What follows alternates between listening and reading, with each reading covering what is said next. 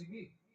আপনি ভালো ডাক্তার দেখাননি, আপনি তো ইমাম সাহেবের কাছে বসে কোনোদিন ইসলাম শেখেননি, শেখার চেষ্টা করেননি।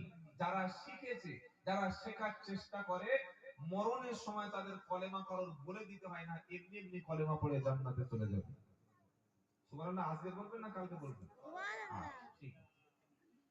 বাবাজিরা, আল্লাহওয়ালা ভাইরা, এতক্ষণ ধরে ইমাম সাহেব সবে তো বক্তব্য তিনি শুরু করছিল, তাকে তো আর বলতেই দেওয়া হলো না কি হবে। যাই হোক, তো আজকে আমরা যে বিষয়ের উপরে কথা বলবো, বিষয়টাকে আপনাদের ক্লিয়ার করে দিই যে কেমন মুসলমান আমরা আর আল্লাহ কিরকম মুসলমান চায়। আপনাদের এখানে জরির কাজ হয়? কাজ হয় না? জরির শাড়ির সেলাই আমাদের 24 পরগনায় হয়।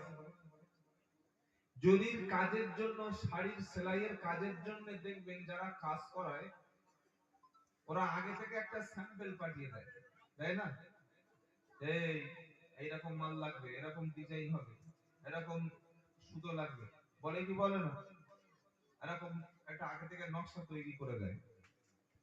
ওই নকশাটা বাদ দিয়ে, ওই ডিজাইনটা বাদ দিয়ে কেউ যদি মনে করে আরো ভালো ডিজাইন করব, তোমার নেবে? জোরে বলে। তোর এই পাগল করতে কে বলেছে? তোর আছে কি আর তুই করেছিস কি? তুই বলি দেনি করতে? তো না, ভালো লাগবে, ভালো হয়ে যাবে, যেরকম বলেছিস সেরকম কর। আল্লাহ কিরকম মুসলমান চান আর আমরা কিরকম মুসলমান হয়ে পৃথিবীতে আল্লাহকে মুসলমান বলে আল্লাহকে নাম লেখাচ্ছি, এই দুটো খালি একটু শোনার চেষ্টা করবে ইনশাআল্লাহ। তবে তার আগে একটা কথা বলে নি, হাওড়ার মানুষ যেমন ভালো তেমন হুজুর কালকের চিন্তা করছেন, আমি চিন্তা করছি কিয়ামতের চিন্তা।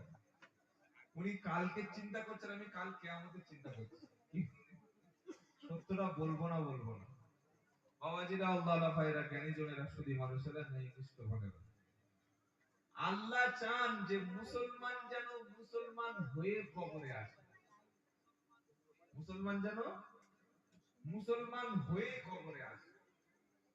আর মুসলমান হয়ে যদি কেউ কবরে না যায়, কবর ওকে বাঁচানোর জন্য অন্য কারোর কথা কবর শুনবে না।